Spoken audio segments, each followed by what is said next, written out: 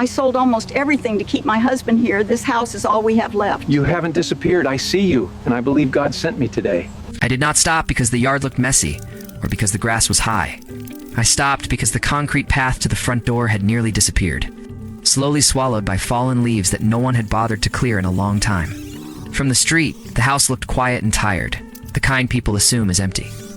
But inside it was not abandoned. It was being emptied, piece by piece.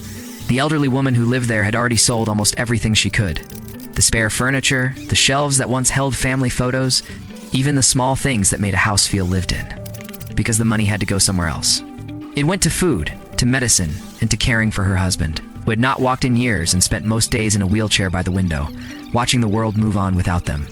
This house was the last asset she had left. It's the last place where she could keep him safe and at home. And leaving it was never an option, no matter how difficult things became. She chose to let the yard go because she had no strength left and no money to spare.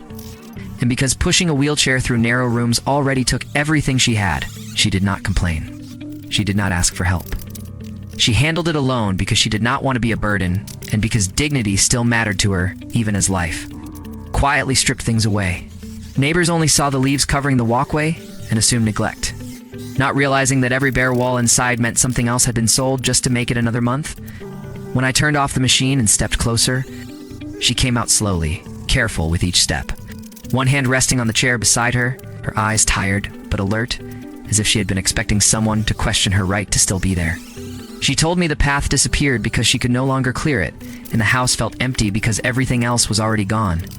Sold to keep her husband cared for without asking anyone for anything. She said this place was the last chapter she had left. The last space where memories remained even as they were disappearing quietly. As I started working, clearing leaves instead of trying to transform the entire yard, the concrete slowly reappeared, one small section at a time, okay? And the tension in her shoulders eased. Her husband watched from inside, silent, steady, acknowledging the moment with a slight nod as if recognizing something rare, someone finally noticing. When the path was visible again, she whispered that she had prayed for help without knowing what it would look like.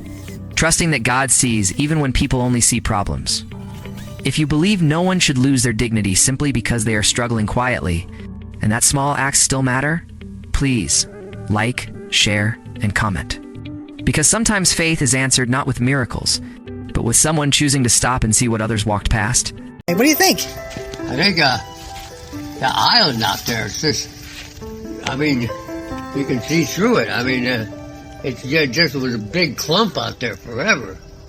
In the front of the house, just looks so clean. Just, everything's so neat.